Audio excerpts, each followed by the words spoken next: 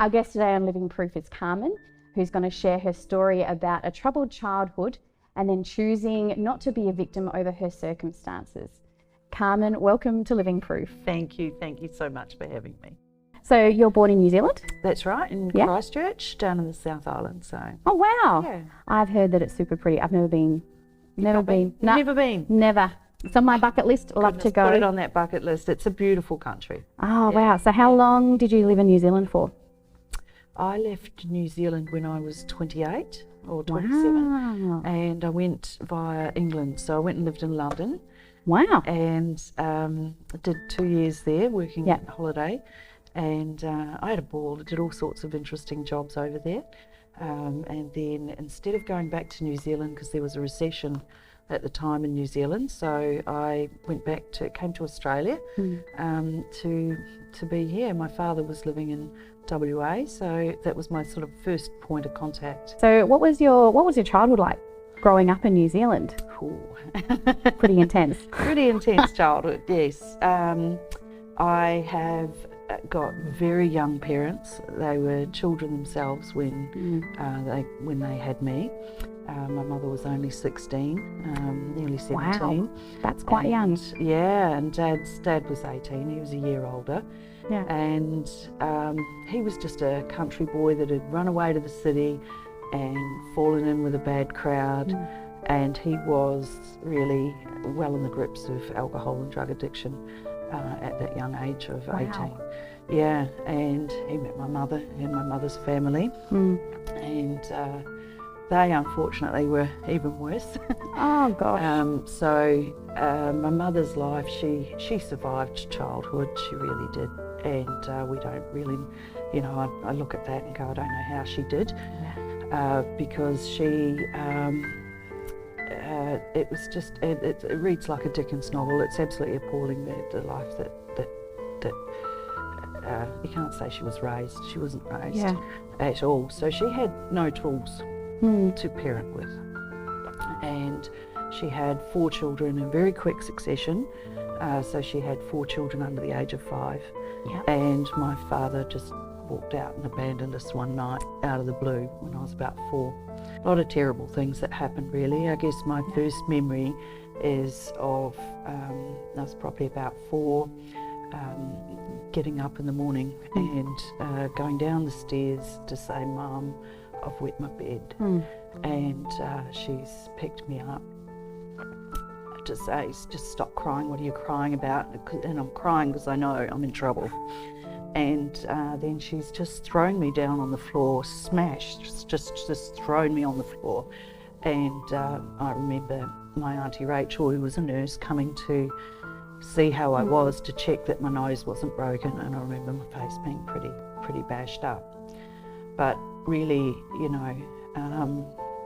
that's just my first memory. I was kicked and punched and slapped and bitten and scratched and spat at and abused just about every day that I can ever remember of all the time that I was ever at home.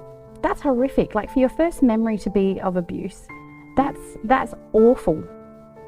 Yeah, it is. Yeah. And it never leaves you. That trauma always stays. And it's part of you. When you think about it, it will bring the tears and the emotion will come back, but it's whether you learn to live with it. Absolutely. Move on and recognise that that's not what makes you. No, that doesn't define you, does it? Definitely not. No. Absolutely not. And that's the best thing about it, really. Absolutely.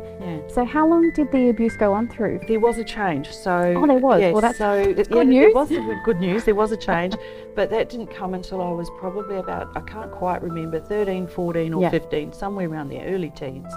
And it was just, I got bullied all the way through school. There's a lot of horror stories. I remember being woken up in the middle of the night and getting bashed up, like just being hauled out of my bed. Weren't allowed to make friends at school and bring friends home or go to their houses or have normal relationships with your peers. So I was very isolated, and being abused as much as I was at home, I became very reclusive. I was, I couldn't communicate well with people. Because everything that you experienced about, you didn't enjoy Christmas, that's a pretty typical thing of what children should be able to experience. Yeah, well, yeah, but it was just so very strict, and it was almost like my mother was just trying to find a way to create some structure when all she knew was chaos. Yeah. So I'm very, I want to be very forgiving of her. Because I can see how she ended up in the road that she was in. Yeah. Not that it made my life any better, it was still absolutely appalling. Yeah. And the emotional abuse that was, it was prolific and it was awful. And you still hear that, I still hear that voice, that critical voice in my head. And I've got to learn to sometimes give myself more of a break. Yeah. Because you kind to yourself. You get extremely hard on yourself, or some people do. They take it on and they just become very hard on themselves, and it can drive you to do actually good things. But you've got to recognise what's happening. Yeah. And I think a child that's experienced trauma, you've got that little, just like you said, you've got that little voice that's in your head that's pushing you, and generally it's more of a negative thing. I would imagine that it's that, pushing you for a negative outcome. It certainly can be, and I still battle with it. That will never leave, and so that negative self-talk, it's something that you need to learn to overcome. So how do you overcome that though? Like, that's really hard. I guess for me it was I got the opportunity to join the forces. Okay. And that was a bit further on, but the basic training that you go through is about pushing you to your physical limits, pushing you to your mental limits, and finding out how you are and how you're going to cope in a really stressful situation. Yeah. And I think the funny thing for me is that compared to life at home, this was sort of easy in some ways. Not physically, it wasn't. It was really hard, but the mental challenges weren't as hard, because and the other thing that drove me as well was the fact that if I didn't make it through basic training, I couldn't just quit. I had no home, I had no support, I had nowhere to go.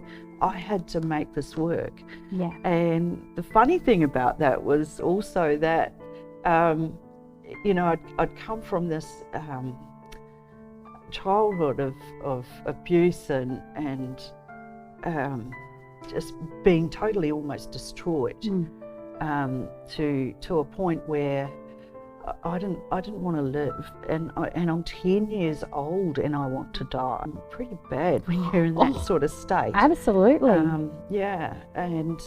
And so I'd come from this without this support and this background, and it turns out I'm supposed to be a pioneer. It's the very second intake that they'd ever taken female officers into basic training. Wow. And I'm in a class of 20. I'm the only girl. Yeah. And the forces really weren't, they were just taking those baby steps into being more inclusive environment and inviting more women into the forces to do a more larger variety of jobs than what they were currently doing. Yeah. And so I was recruited as New Zealand's very first female seaman officer. So, wow. And I'm going, how come me? And I didn't really know what I was up for. I just said, yes, please, I want to go. I'm off to Auckland to change my life. Wow. and be somebody, separate myself from this past that I felt I was dragging around with me as a burden. So going back a little bit, so you've had this horrific childhood. Yes. What happened between all of this trauma and then starting the Navy? Yes, that's right. So I guess, so we were, going along, and the abuse was escalating. It was getting really dangerous. Yeah. And my sister, who was she was just stronger than me. She went to a counsellor at school and told them what had been happening in our household. I already had a bit of a history as being a runaway because I wasn't coping, and I was trying to find a way to escape what was going on. And that day that she went to the school counsellor, we never went home again. They called the police, and it was I'd had Pretty serious. It was very serious. I'd had knives held to my throat. I'd been, I used to get beaten up until I passed out. It wasn't little. It wasn't just a wooden spoon around the backside. It was pretty significant. Wow. And so from there, we were placed in the New Zealand foster care system, the two of us, and there were 4 of us, if you remember. Yes. Yeah, so it was an unusual dynamic in our household in that my mother hadn't really abused my younger 2 siblings the same way. Sort of split, I think, mostly because I was the eldest. I just became that scapegoat for all of her frustration and the challenges that she was experiencing. Because she was a single mother for most of the time? Yeah, from when I was 4. Okay. Yeah, and she just had no real family support. Yeah. A little, but not enough. Yeah. And as a child, I couldn't see a lot of support coming from within the religious organisation that she was a part of. Yeah. But it could have been there. I just never saw it. Mm. Yeah. And so we ended up in the foster care system. For me, that was quite good, except something that comes up for me with this is that my social workers were working very hard for me to maintain contact with my mother. But that was so destructive because she would get on the phone and she would just verbally abuse me for hours. Oh my goodness. And so I probably only did it a couple of times. Yeah. And then I went, no, I'm not doing this anymore. I'm cutting off all ties. I'm not doing this. But giving that child that choice to take that stance should they need it, I think is important. Absolutely. You have to put your own boundaries in. Sometimes it's not healthy and it's not helpful. And then the other thing that happened with that was that my father mysteriously decides to turn up. I don't know whether he was contacted or what happened, but after all those years, I hadn't seen him since I was 4. And he turns up, and social welfare decide that it's a good idea for me to go and live with him. Now, he's about 32, I think, at the time, something like that. Yeah. And a complete alcoholic.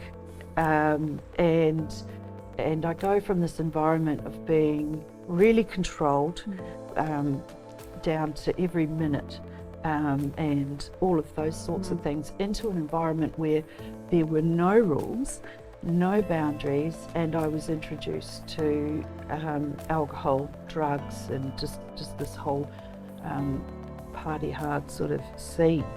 And I embraced it because I did. The freedom. I did. I just went, all this freedom. Hey, this is fantastic. Worst possible thing for a 16-year-old girl. Still pretty young. Naive. Yeah. Very naive about the world. Very sheltered as well. Extremely locked in. I reckon they let it go on for maybe about 6 months, not even that, before I was back in social welfare in a group home, thankfully, because I just look at that and go, the decisions that 16-year-old would have made, where would I be? So I ended up going to what's called a group home, which is where you have multiple fostered children all in one unit, and there was this most lovely couple there, Gloria and Arthur Morton. They were terrific. Yeah. They were just so fantastic. Yeah. I didn't really appreciate it. As a teenager, I don't imagine you would.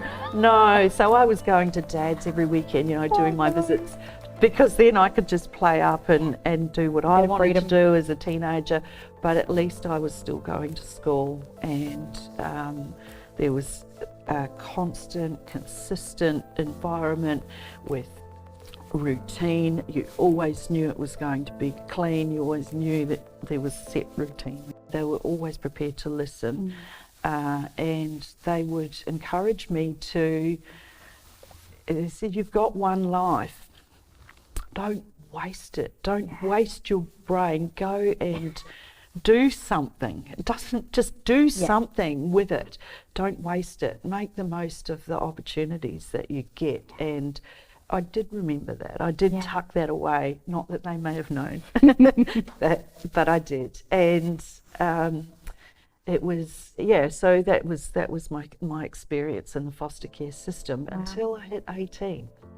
Okay. Now, I turned 18 in the middle of the year, and it's partway through my final year of high school. Yep. And my social worker, who was yet another social worker, turned up, and I didn't know her because it just changed too often. And she turned up and she said to me, well, look, the thing is, you're turning 18 in August. That's it. The government can't support you anymore. You're a ward of the state, and that's when it finishes, when you turn 18. So you need to find somewhere to live. And I felt and still feel that there were no options for me. And it was just, that was it. That was the end. And I'd had great marks at school. I'd struggled in those last 2 years because I was playing too much hockey. But I had the smarts, and I could have gone on to university, and I did want to. I just had no idea how to, and I had no guidance as to how to navigate that pathway to go and do that. It was, you're on your own, and so I bounced around all these different places, staying with some friends, staying with an uncle, sometimes staying with my father, but I had no fixed abode. I was bed hopping. So I knew I had to find a job. So I went and looked for a job, and I started working at Lane Walker Rudkin's sewing jockeys.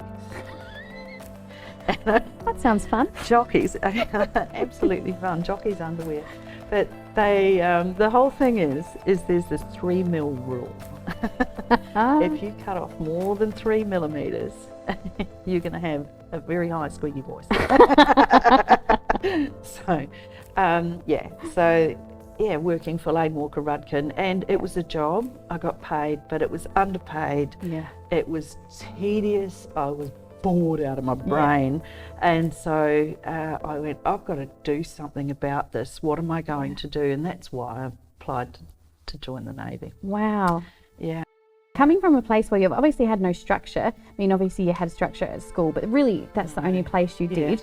And then coming into this, like the forces, they're so rule-based and structure-based. How did you cope? Oh, it was funny because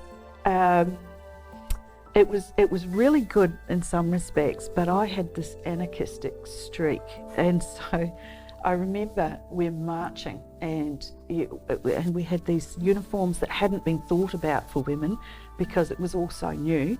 And you got to get your arms up. You got to get your arms right up here, you know, when you're marching. And this GI, he's this old, crusty old fella, and he's yelling at me. He's going, "Smith, get your arms up!" And I'm going, "PI!" No, I said, sorry, I got that wrong. I said, "GI, have you ever marched in a Tetrix?" And of course, he was never going to admit to having marched in a dress. and he was floored, and he was just, it was very funny because he was always known for, he always had a comeback. And so I developed a little bit of a legend for these things, and it was surprising because for someone who had had such low self-esteem at school, and I was always scared, I lived my childhood terrified.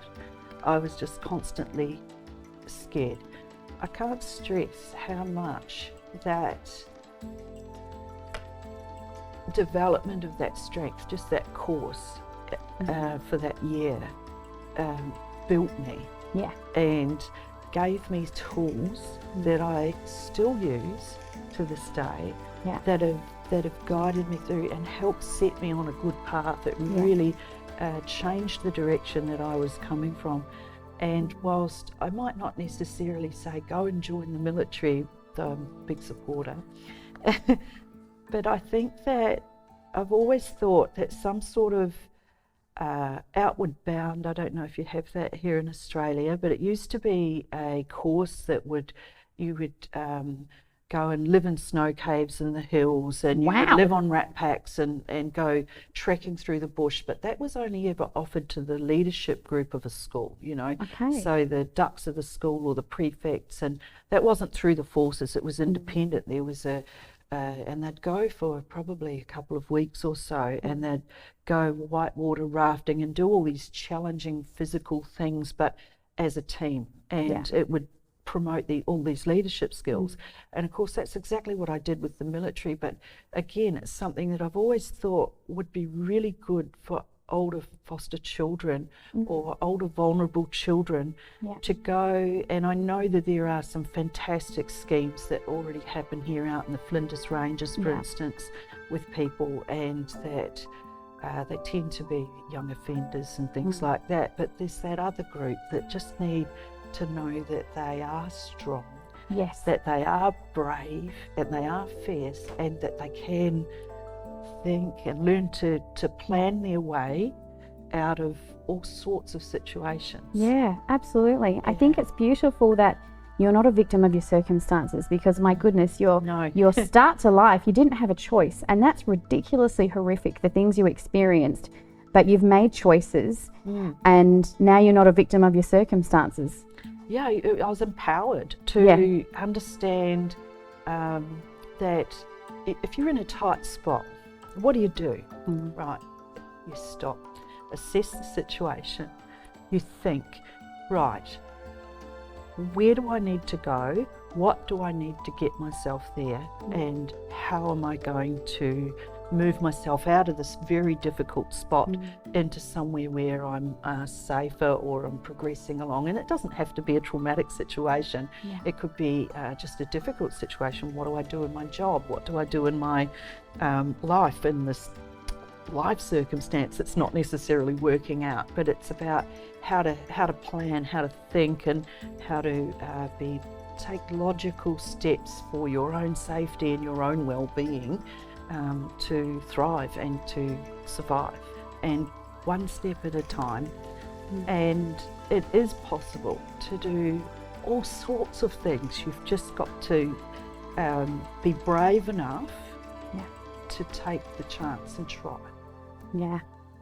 Wow. I think. Thank you so much for coming on the show today. Your message is so powerful. I've loved hearing your testimony, and I'm sure that it will encourage so many people out there who are listening. Oh, well, that's the main thing that I really hope to gain from this, is that it does help somebody to just stand up, be strong, keep going. Amazing. Yeah, thank you. Join us next time on Living Proof.